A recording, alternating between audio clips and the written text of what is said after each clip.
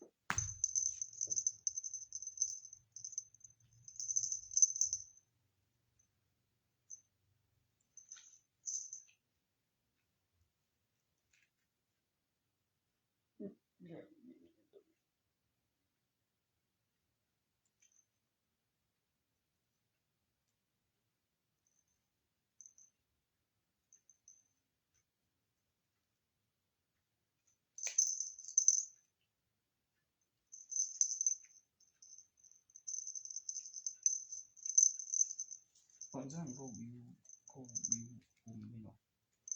บ่กูเห็นเราบ่หรอ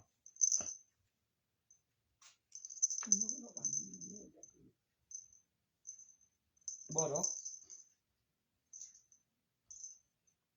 พอสวนพุ่นละมองเชดีมองอังใดว่า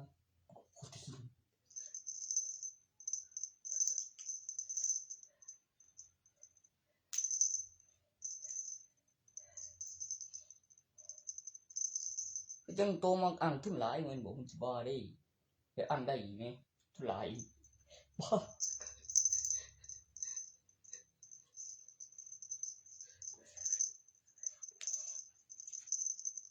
โอ้คนจีนกูนั้นพอผมเองบอกใส่คือหยัง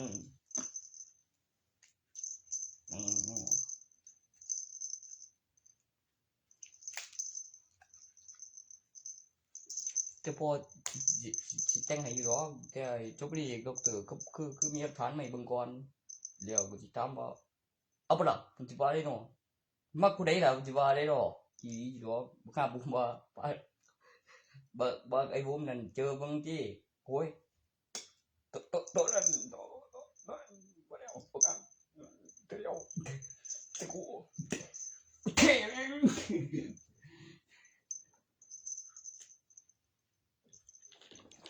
กับพวกโซ่มันบ่ได้ทะลึ่งบ่ได้หยังได้เอาขึ้นนี่แม่งบ่อยู่ดอกโซ่สิเดี๋ยวจะไง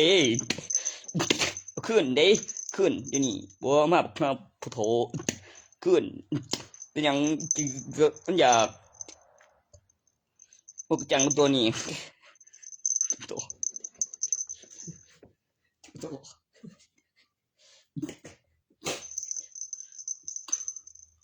แล้วก็เต็งแล้วเหลือคู่เดียว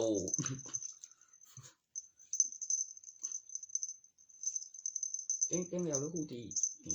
เต็งแล้วเหลือคู่ตีโตคุยนำดีๆแล้วนี่แม่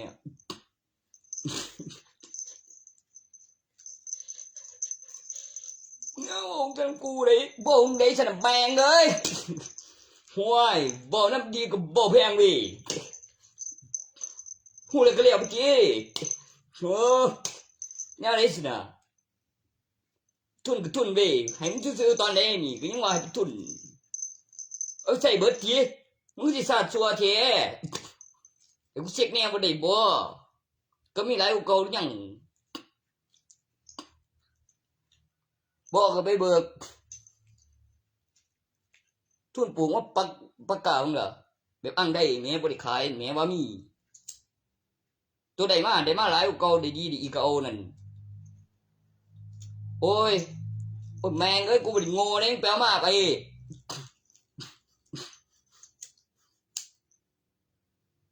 ถือมองหันนั่นอ้างได้ดีอีกก็เอานั่นมองขายครบแล้วหรือมันอยู่กับทานครบแล้วนั่นทุนซื้อเบียร์มาปลูกไม้แน่ใจบ่เข้าไปหิวอกบ่จีนกูนี่ก็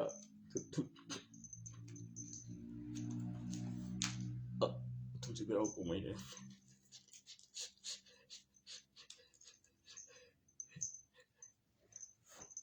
ค่าเบียร์แม่งติเบียร์แม่มีแล้วเตรียมไว้แล้ว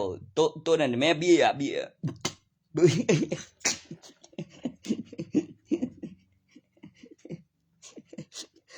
เดี๋ยวใจกันนะมันลุงตาตัวนี้มันยังอยู่บ้างไอ้ตาตัวเจ้าใส่แล้วบ่ได้เดี๋ยวอีกคันบ่ได้ตีเขาแล้ว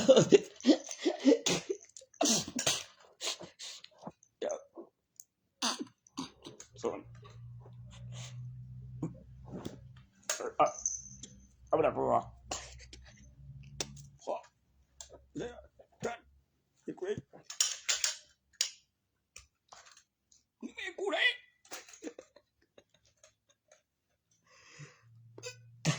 เบียร์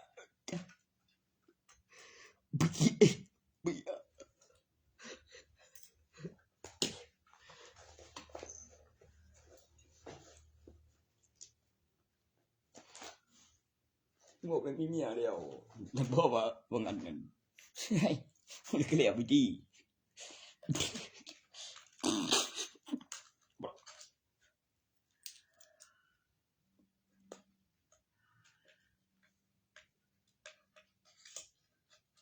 โอ้มาเลยยัง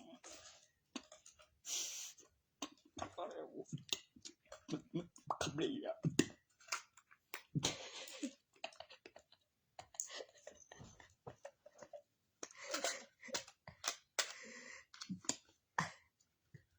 นี่ยังว่าบอกกาเบีย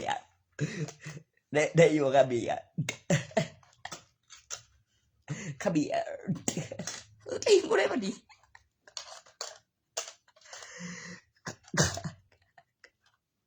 ขะเบียแม่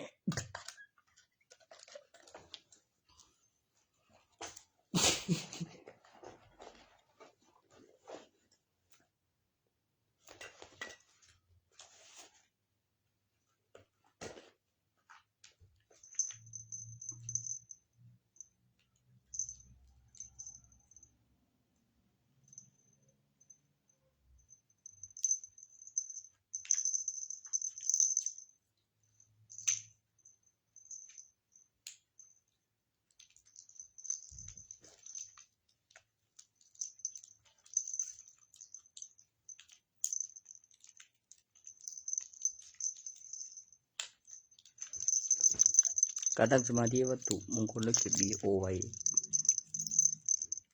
เป็นอุปกรณ์มหัศจรรย์เป็นประโยชน์ต่อของตัวละครและของ ID และผู้ครอบครอง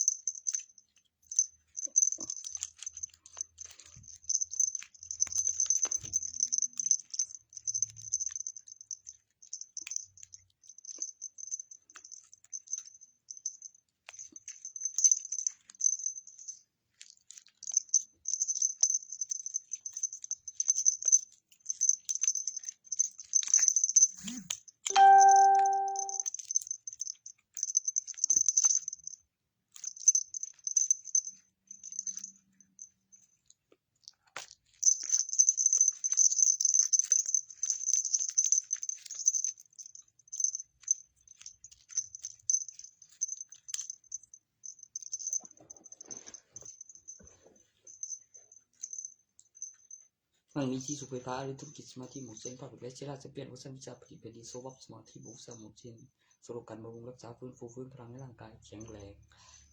ป้องกันอันตรายป้องกันให้ปลอดภัยและการโดยชอบทำเป็นสิ่งที่ดีมีประโยชน์แบบถูกต้องเพื่อความสมดุลของจักรวาลที่สมบูรณ์แบบยิ่งขึ้นใช้ประโยชน์คำว่าดีเยี่ยมสาธุเก็บวิดีโอไว้เพลงพาหาหรือธุรกิจสมาธิโมเซียนการตั้งสมาธิวัตถุมงคลและเก็บวิดีโอไว้ซัสบอุซาโมเซียนโซโลกันบำรุงรักษาฟื้นฟูพลังในร่างกายแข็งแรง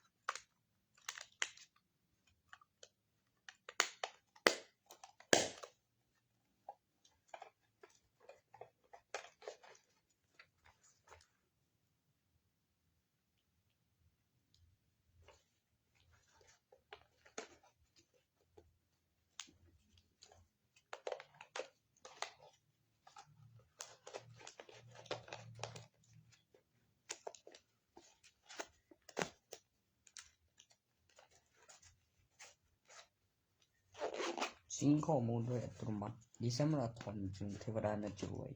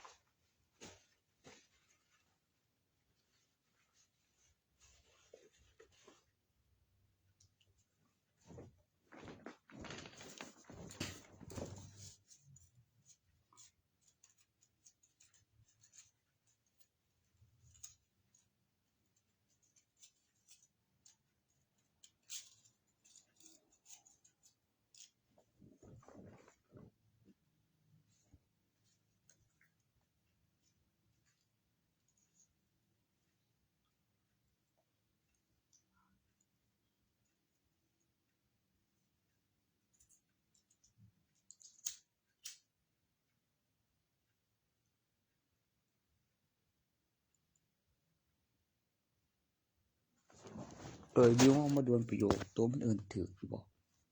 เจ้าลูกนุ่งเอาลูกพี่นี่ข่อยเจ้าหัวหน้า อันนั้นก็คือผีแม่โอ้อันนั้นมันหยังวะ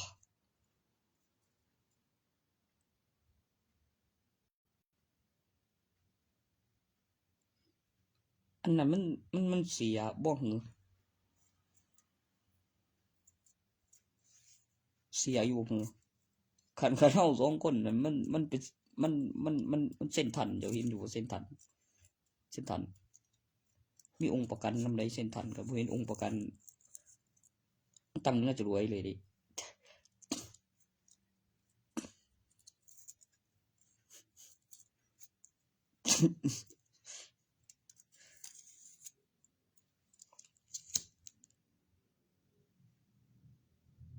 เงินตัวประกันเลยเนาะบ่องค์ประกัน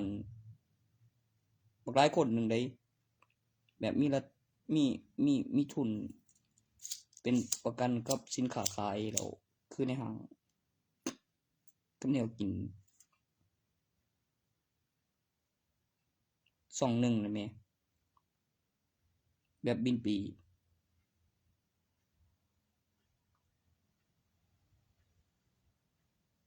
เขาเรียกว่าเส้นทันมีกำไรสุปีได้ประจำได้จริงๆ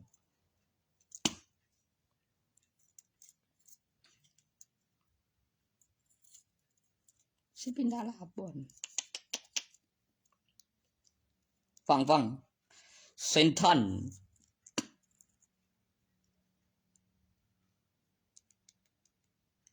บิ๊กซีซุนีโรตัสแมคโครเมงโบ7-Eleven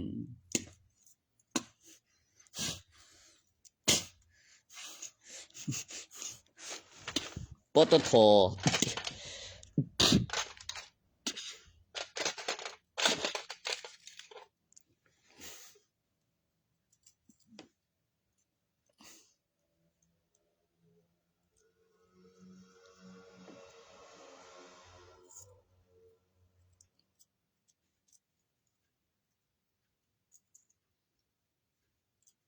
การบินไทย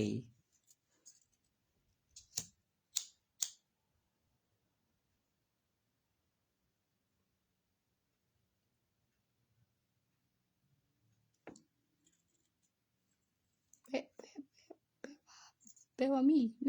เจ้าของบักเส้นเลย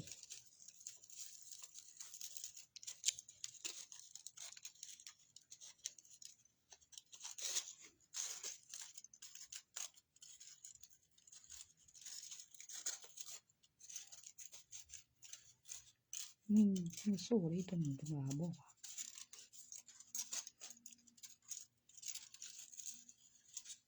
สู้ได้ว่าอีกบ่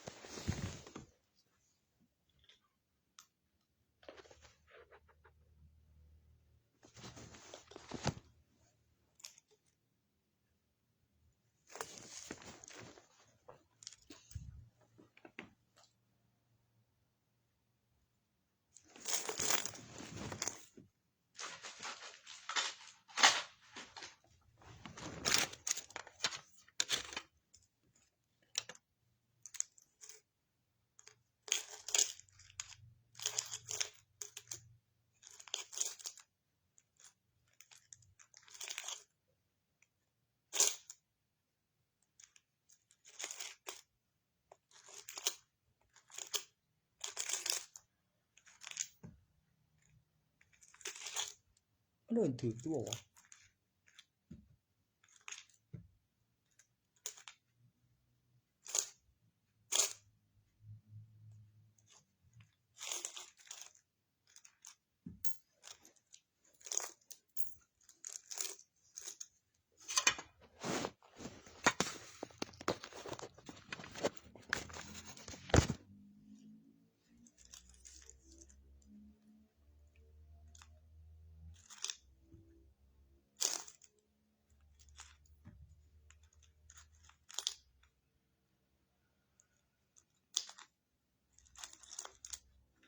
เอาแอลสเตทผู้ละคนเนาะ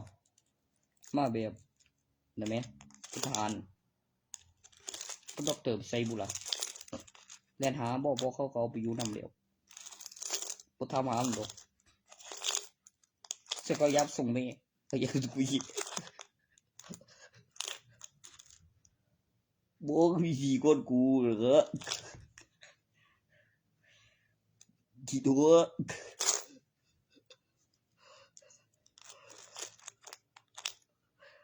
บ่สิไปหลี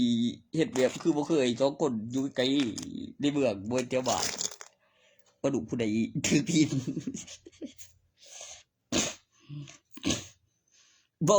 แบบอะไรมันก็ได้ดีถือพิน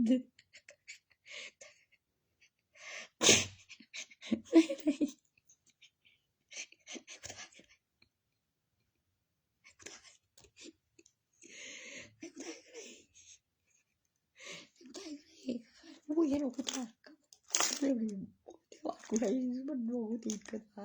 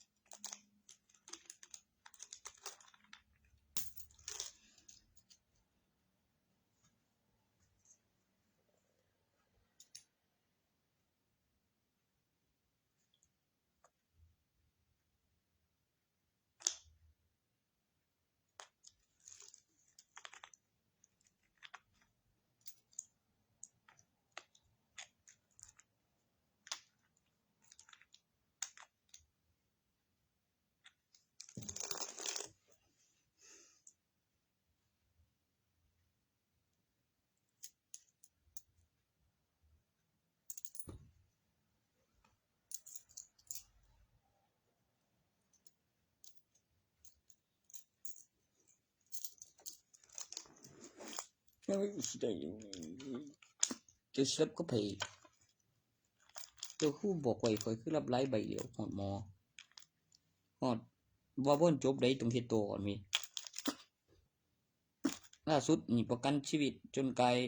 พิการแล้วบอกไปเผาแล้วเกิดใหม่ใหญ่โตสิได้หายดีเฮ็ดมึงก็บ่ไปเผาไอ้แกแม่งไอ้ลอยนี่แล้วฟาดเงินสิหัวแล้วก็ถามว่าบ่เอาตัวเมียได้ยินได้เพิ่นว่าแม่เบิ่งเอาข่าวแล้วฟาดเงินสิหัวกูเว้ยได้แจ้งความหาแล้วเพิ่นอยู่วัดเด้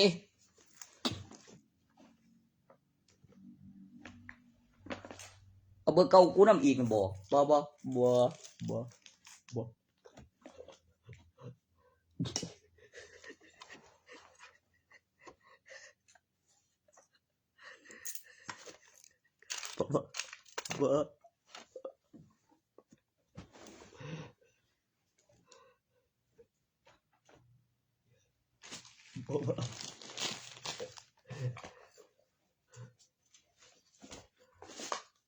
มึงยังเรียนอยู่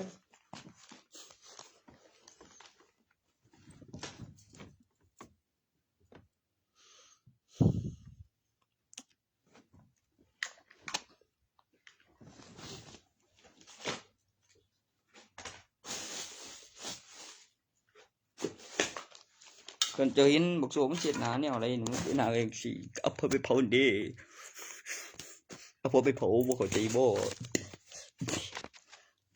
แล้วกูโอ้ฟังกูโอ้เบี้ยฟังเงี้ยไหมกีฬา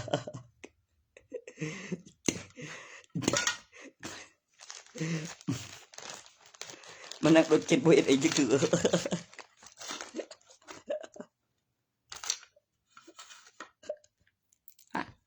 ว่าก็บ่เล่นหยังบ่เล่นเด้อ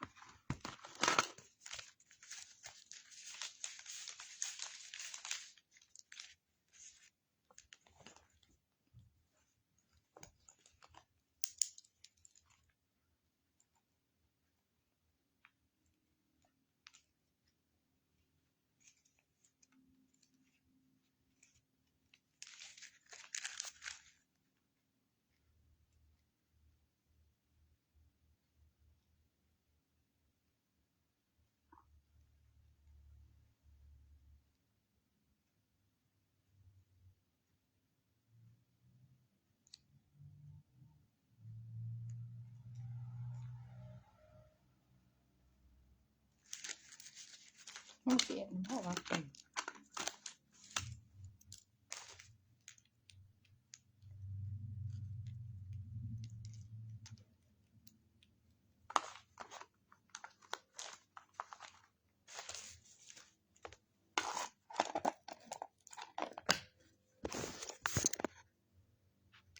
แต่ว่าดับแบกูจะบอกยังฟังเด้อกูเปียกคักซั่นตัวสเปคนั้นเป็นแนวใดบักเสียเปียกของแท้นั่นได้ยินซื่อๆก็มีได้ยินเนาะฮะยังผมจะว่ามันเป็นผู้ใดกันแม่นเป็นคือปานแม่บักเสียเปียกของแท้แบบบ่คือนั่นเพิ่นสิว่ามันเป็นไผคือมันก็กูเปียกที่ซั่น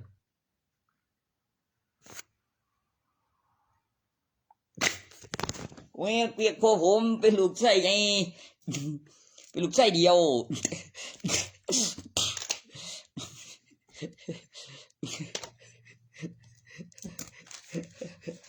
บ่กลัวอยู่อีหลีแม่งบ่บ่กลัวอยู่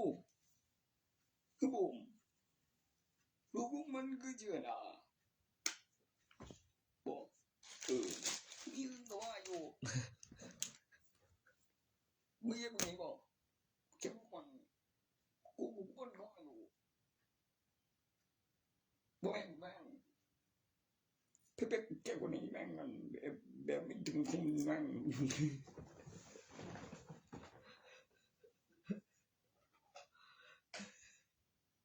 กูบอกมึงแล้วบ่มีลูกมันเนาะ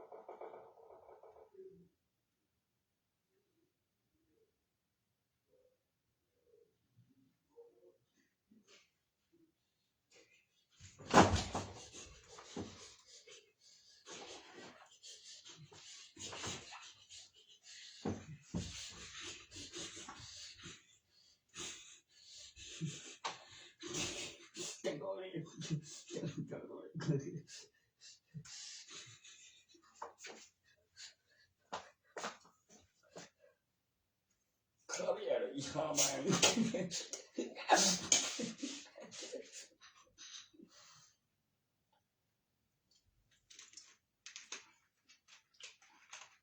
Siempre ama eu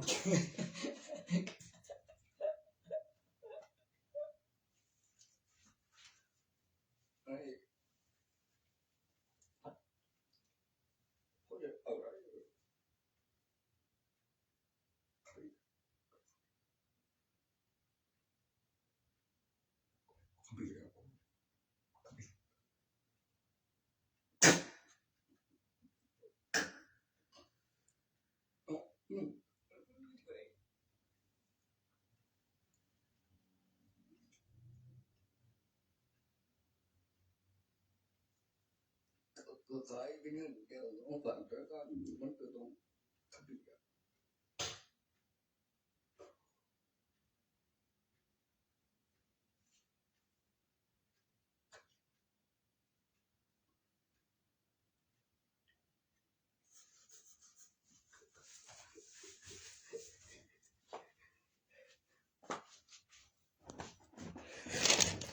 มันงงเลยว่ะย่าพี่การมัน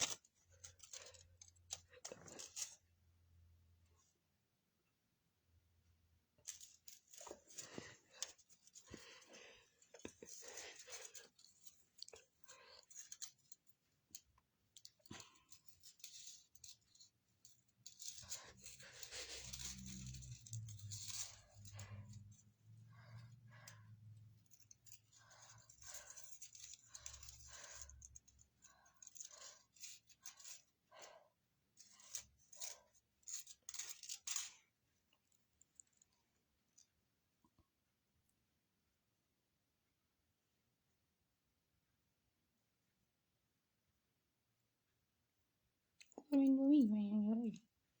มีอีแม่งแต่บ่มีอีดีแม่งบ่คือเข็มจอยแม่งตัวนี้บ่คือไว้ที่คือกูได้จังได๋คือสิบ่เป็นโตของเจ้าของยามถ่ายรูปใส่ชุดนักบินอวกาศแล้วก็เปิดเบิ่งเดี๋ยวนี้เลยนี่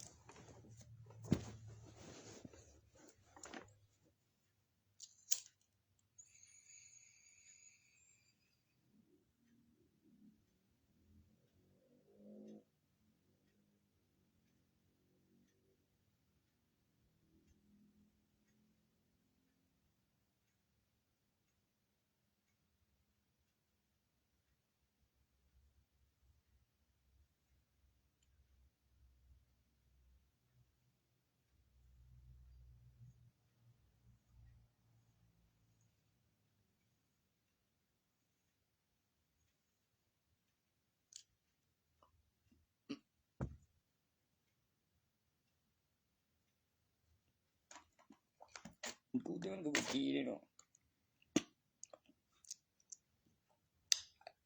ผู้เฒ่ามันก็ลองเป็นคนทรยศมึงติดคุกแล้วเดี๋ยวก็บ่ทันดีบ่ดี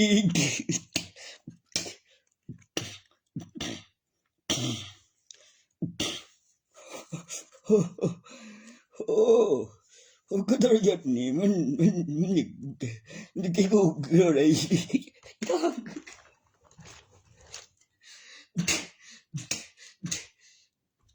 กูจะ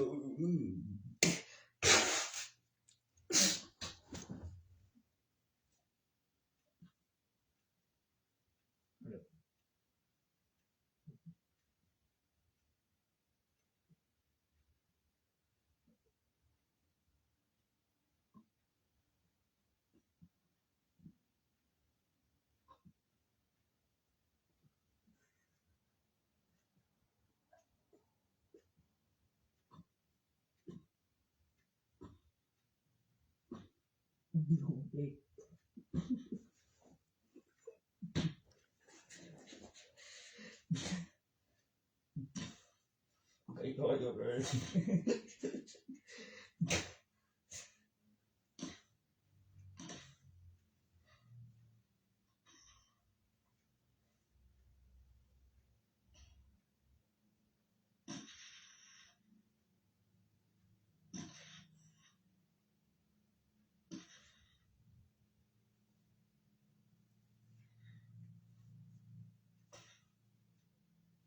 เอาทหารปลูกทหารใส่ปุ๋ยแล้วทหารเกี่ยวแล้วเลี้ยงทั้งหน้าเนี่ยทหารเกษตรกรว่ามีปลูกใส่ปุ๋ยตัดหญ้าแล้วก็เกี่ยว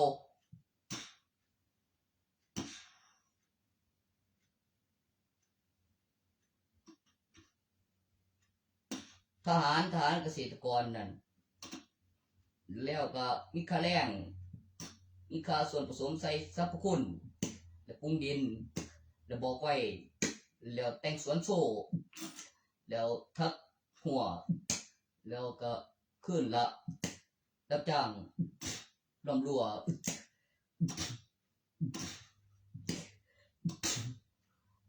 แล้วก็เอิ้นโตเป็นวัดตารางแล้วก็คือสั่งของแล้วเฮ็ดไปนำแล้วก็หางานเฮ็ดแบบเทเสาคืออึดเวียกไปหาเทเสาตอกบอกสหัวหาเวียกมันเฮ็ดเดือนมีมานั่งโจงกิเมเอาผัวมาเบิ่งล่ะกับเอาอีกครั้งนึงแน่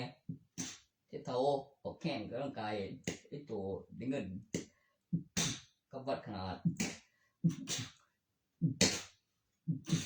ขุดฟังโซตุบใบบ่ตหันเอาวัดดอกนี้มึงโอ้จะไปเอาแดง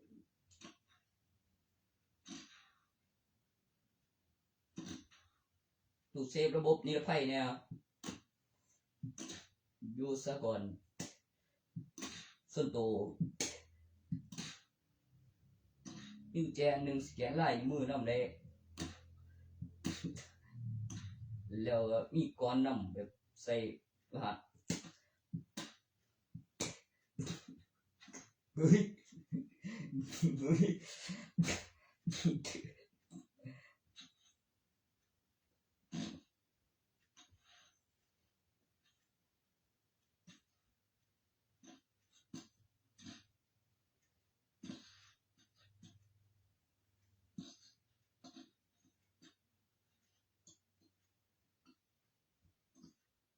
ทางเข้าทางเดียวทางออกทางเดียวกองจรห้องประธานธนาคารแบบนี้ประธานมีภาพแบบนี้มีเสพโต๊ะทำงานเก้าอี้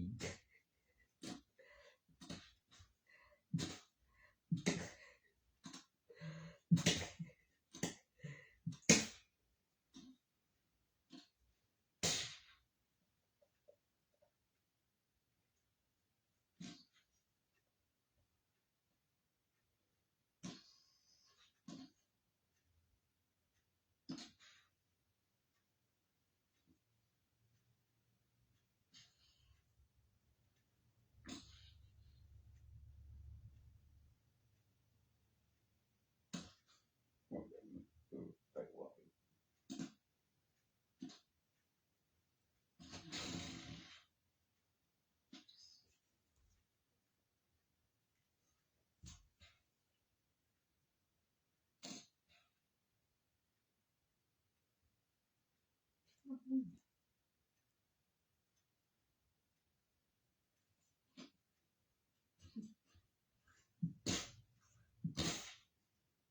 นธุรกิจนำแม้ธุรกิจก็โฆษณาเครื่องแม้แล้วก็เดินสายแล้วก็มีปลูกฤดูกาลกลางแล้วเลี้ยงไว้ในมือนึงแล้วมีเกี่ยวเก็บผลแล้วเสนอเมล็ดพันธุ์แล้วหาซื้อเองใส่ไผได้ของแปลกแล้วมีในมากแล้วก็มีหน่วยตั้งค่าแล้วก็เป็นประโยชน์กับโรงเรียนจริง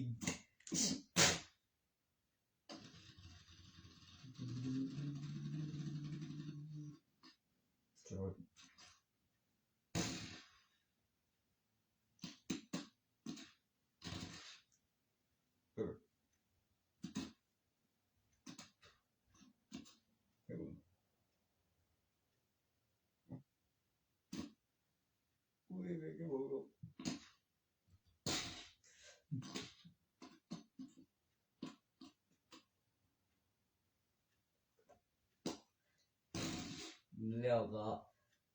สิรับราคาใส่กับผลผลิตในบัดนี้กับผลประโยชน์กับค่าแรงขั้นต่ำ300บ่เรื่องมากบ่เรื่องผลบ่เรื่องดอกเป็นส่วนเลือดบำรุงเลือดมีสิทธิ์ในมือแล้วลงทะเบียนแล้วสรรพคุณกิโลแล้วเขาเพศอิหยังกันคือได้ขาย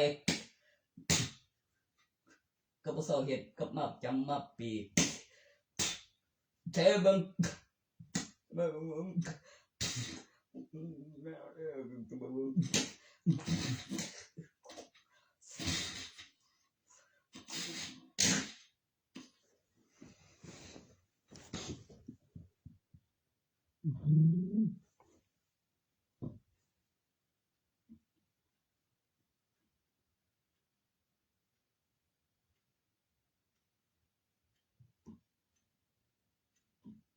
เล่มได้บ่พอใจแล้วมันจริงก็เบิ่มมันซะ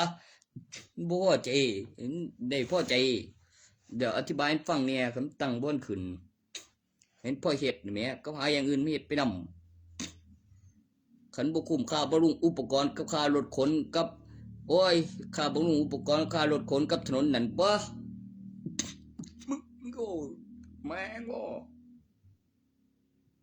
บ่ไปดอกถูกยังบ่อยู่กว่าอยู่บ่ไปดอกเว้ยมันบอกว่าเบหน้าบ่แล้วตัวนั้นมันทานเสร็จก่อนแล้วก็คือจัดส่องไว้แล้วขุดสาใส่เบ็ดอันใหญ่แล้วว่าแล้วก็มีสุดคุมแบบวันพีชแล้วก็ตำแหน่งแล้วก็มีหลังคามุงแล้วก็จับเวลาซ่านใหญ่เบิ่งจากมันเป็นแม่น้ำโขงแล้วก็มองแล้วก็คำนวณมองสิได้ปลาใหญ่โซกราบทานคันบ่ปรุงมองหันบ่ได้ยินบ่มาบ่อยากแยกบ่ปลาบ่ใหญ่ปานใดเพื่ออะไรกินกันนี่เบิ่งต้นบ่เอาข้าวให้อีกสุกมาแม่นให้กินก่อนกินกูดิกินกูดิตัวนั้นเอาข้าวให้กินก่อน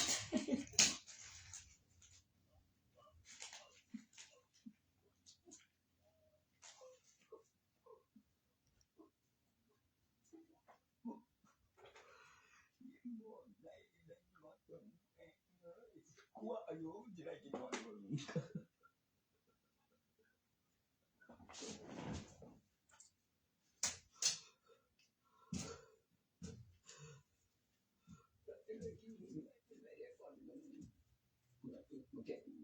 ไม่ได้ก่อนเรื่องเลยบ่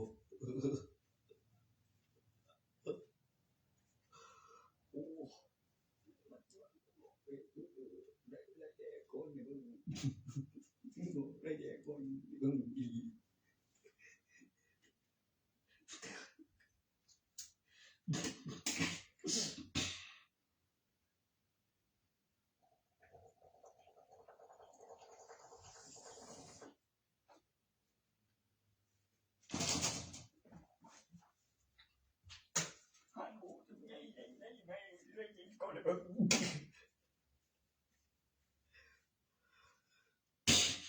เลยกินก่อนดิกู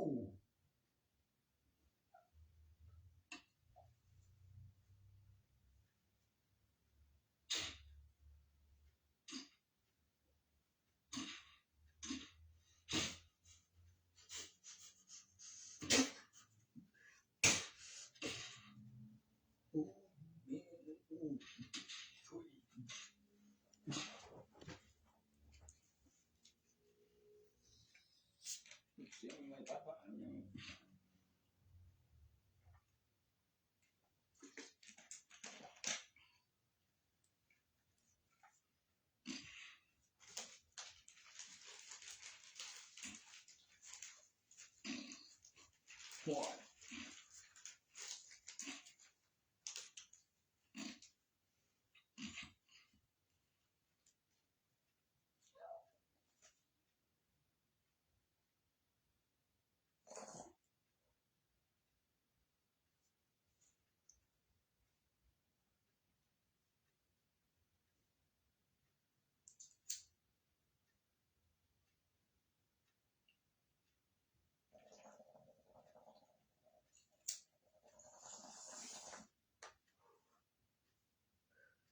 คือกับคือ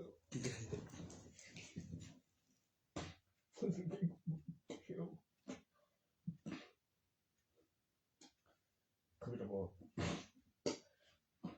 เป็นเดี๋ยวมันจะไปก้อยเป็นเงินจะบอกทุกคนผมเบียดเอง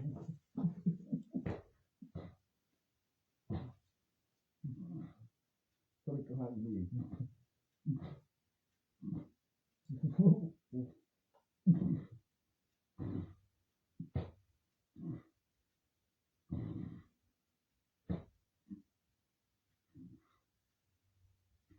คิดว่าพี่กูเจ๋ง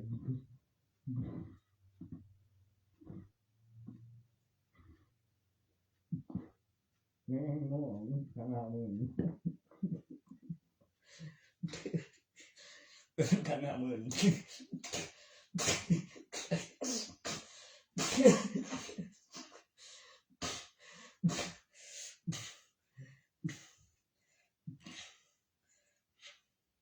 สามแนวที่30,000นำได้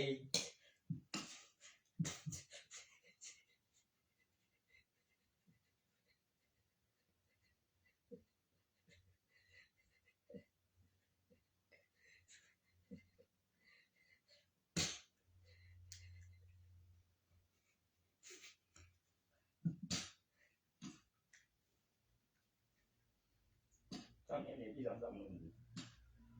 เป็นอะไรวะ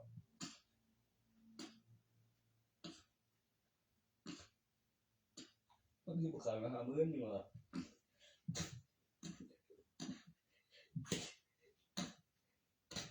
แม่งโง่เข้าดี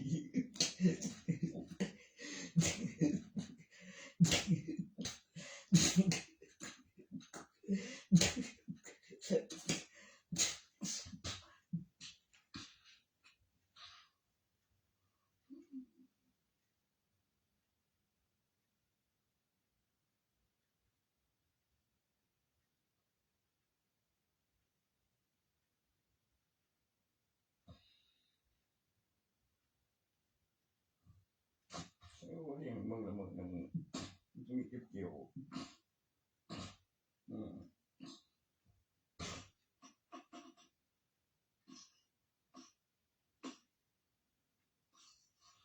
แล้วไปเก็บขนาดบ่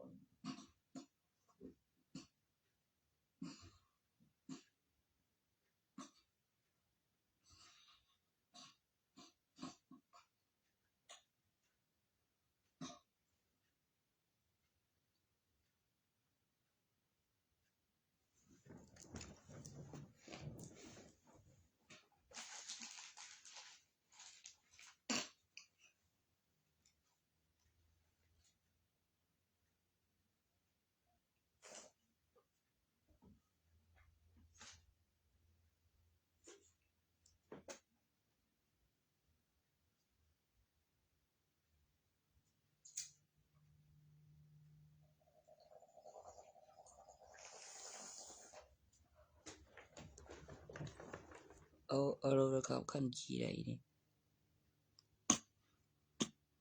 อยู่กูกับคันเขียดกู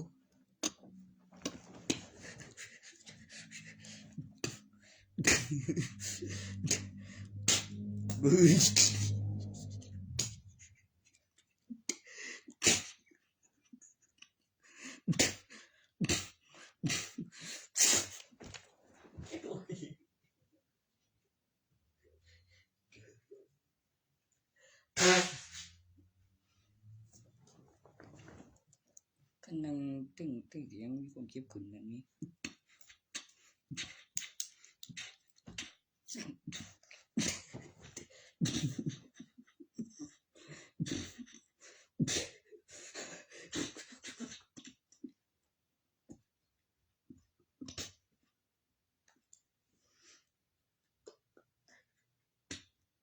มาเรื่องบ่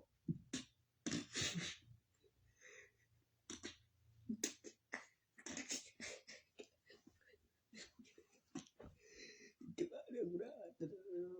กับไรก่อนก็นั่งอยู่ที่เจออะไรนึกมีคนเก็บขึ้น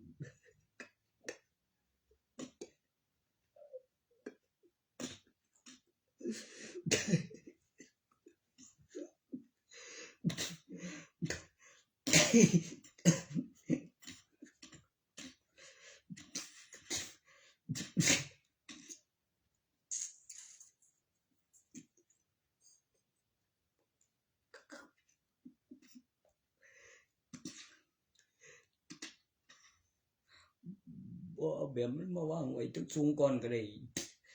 ตึกสูงเดี๋ยวถามดอกว่าสะก่อนเรียงกันก็รีโมท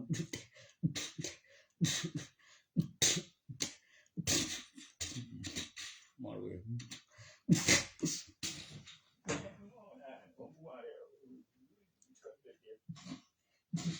โอ้ด้วยวิ่ง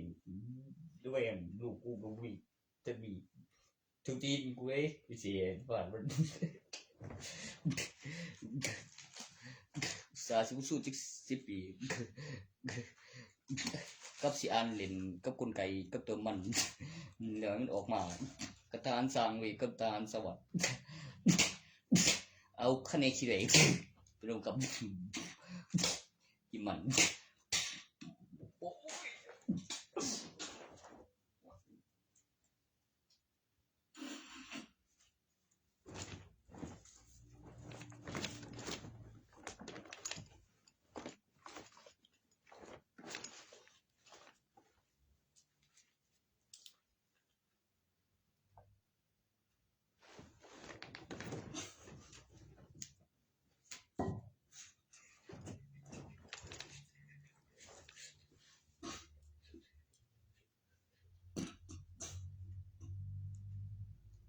โอ้ไม่เลย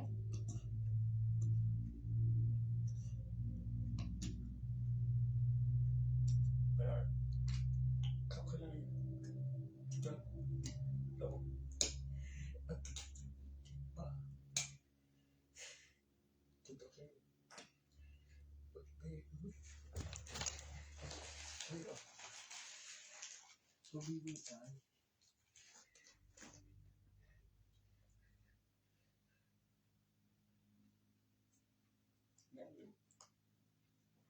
ทานสร้างไว้แล้วก็พิมพ์เอกสารกลไกการทำงานแล้วตรงสิเป็นไปได้แล้วจังเฮ็ดต่อแล้วถามออกมาก่อนกับขั้นถัดไปกับหาหม้องจอดไว้ท่า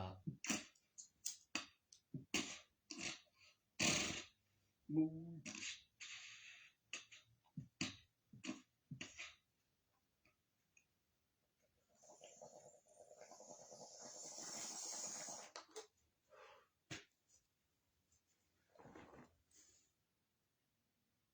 แค่ไหนวะตรงนั้น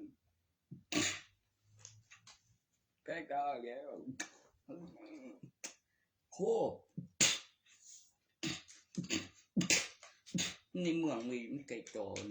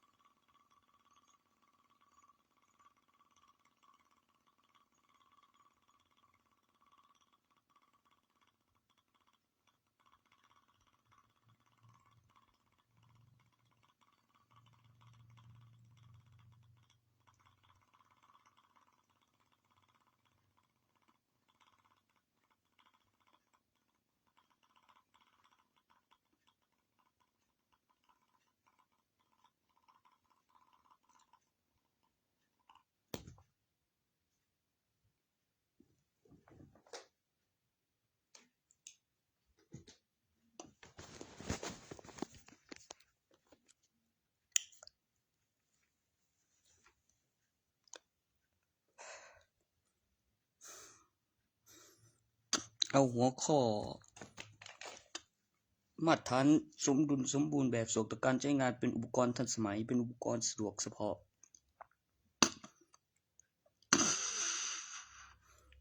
ในผลผลิตเก็บเกี่ยวรวม1 วัน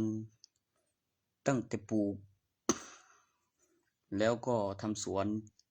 ใส่ปุ๋ยและมีเก็บเกี่ยวในฤดูกาลของ1 ปีเลี้ยงไว้ใน1 วันรวมถึงอุปกรณ์ยานพาหนะหัวข้อ 1เพื่อไม่ให้ลืม